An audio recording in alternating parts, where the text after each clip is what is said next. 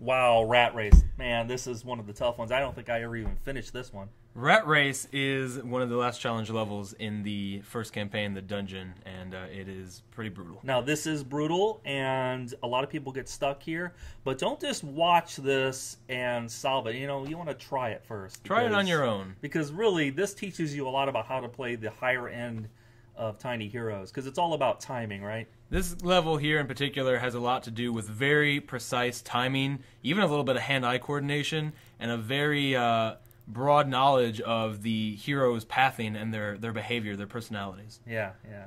I think when I first played this, I lost it like 18 times. That's a good number to when lose. I threw my phone at the wall. See, we're just... I knew we'd done it right at that point. That's when you know that you've done a good job. I think that's when I was in Thailand at the time, and I was like... Oh, wow. Yeah, and I got on the Skype machine and said, can this actually be beaten? And then we said, we don't know yet. We haven't beaten it yet. But we got there. Crazy American throwing his phone at the wall. All right, so you about ready? Here we go. Rat Race. Let me just bring her on up here. So what kind of... This is a challenge level, right? Mm-hmm. So you're not going to get to pick anything. Nope, we provide the defenses for you. This is right after you get the pack rat. All right, looks so simple. There's 2 corridors and a gap there. Yeah. Oh, mana. Starting with mana. Who would have thought? Hey, this is... I guess this is a lot simpler than I thought. Oh, yeah, man. We're just going to breeze through here. Maybe put down a wall blade. I don't know. And like most levels, Rat Race is a clue. Yes. See what you got to do. Yep. It's a very... I mean, there's more than one way to win any level. But, in fact, when you get down to the details, there's this infinite number of ways. Yeah, but and what I'm going to show you here as I'm playing this is just one way to beat a level. So the trick with Rat Race is that...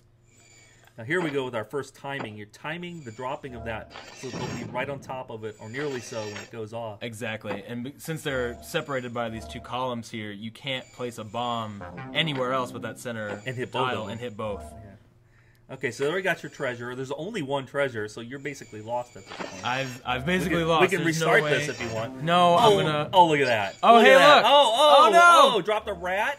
He took it back. Took it back, and so that's the big secret here. That's what makes this level Rat Race, is that you cannot make it through this level without your treasure getting stolen. It will get stolen. But you can bring it back. That makes the rat worth every 20 mana he is worth. Yep, that's a lot of mana there. Actually, it's not. It's one of the cheapest. So they're going to disarm the bomb, and that was a big mistake on their part. It was.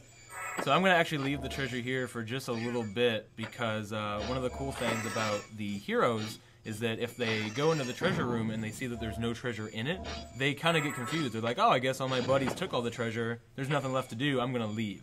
Although if they see treasure on the way back, they'll grab it. Yeah, they'll still snag grab it.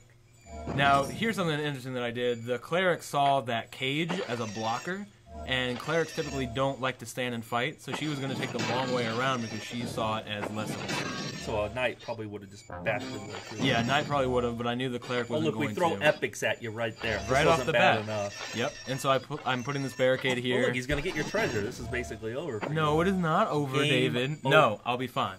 That bomb is turning out to be pretty useful. The bomb is really useful here. This is where you learn. Mm-hmm. Okay, so Gork against an epic knight. Not going to do much. No. So you basically just have to whittle the epic knights down. I don't even know if I'm going to make this. Well, he's got some red showing there. So he's red. Yeah. Here, I'm going to place this rat. But just the second that I needed to get that barricade up, he would have been walking straight out if I hadn't placed the rat. So the rat distracted him. The rat distracted him. He lifted his fist way into the air and used his ground pound. And the fact that he stopped to do that is what gave me the time that my barricade needed to get off cooldown. And that's what allowed me to keep going here. So really this detailed sense of how the heroes are going to react to everything you do. Because it's all about timing, right? Exactly. Everything's about time. Managing your time effectively, getting that extra 1 or 2 seconds, right, or even half a second. Mm-hmm. Resource management isn't really the name of the game here. We provide you with 6 safe places to place your crystals. That's pretty much enough. I've placed one here, a 7th one, just to get some extra income, but it's not necessary. I've got my my Gworks now, and I'm pretty well bunkered down. You can see my saw blades. Yeah, wave 6 coming in. Oh, wave 5's coming quickly. Yep. Was that a fast wave? It was a fast wave. Yeah, it's a fast wave. I didn't push it. That's just how fast they show up. I've just placed a barricade because I saw the Epic Knight coming in. I'm going to try and use these blades to kind of soften him up. It's not going to kill him, but again, with these epics, every second counts with that. Where's the treasure? Is it back in the room? The treasure's back in the room. I've got a really bunkered down now. It doesn't always happen this way. I've played and beaten this level many times where my treasure's out in the dungeon basically until the very end, and at the last second I bring it back in with the rat. But might happen here, depending on what happens. It might, yeah. We've got 2 more Epic Knights now. These 2 Rangers aren't going to be much of a threat. Again, placing that bomb in the center square, timed perfectly. My Gorks come out to meet them, but they've already seen, they've been through the Solid Blade Gauntlet, so... And then, Epics. Yep, this is where things get tricky. Let's put a bomb there. That's... The bomb has such a short cooldown that there's no reason not to be using it constantly on the Epic Knights because, see, look, it's already up again, and now I can still hit them both. Yeah, boom. So this is the trickiest part of the entire level because, oh, yeah, see, this Epic Knight here is going to try and get through. Final wave time. Final wave. So what happens is if the last hero that you kill is carrying your treasure, you can't 3-star it.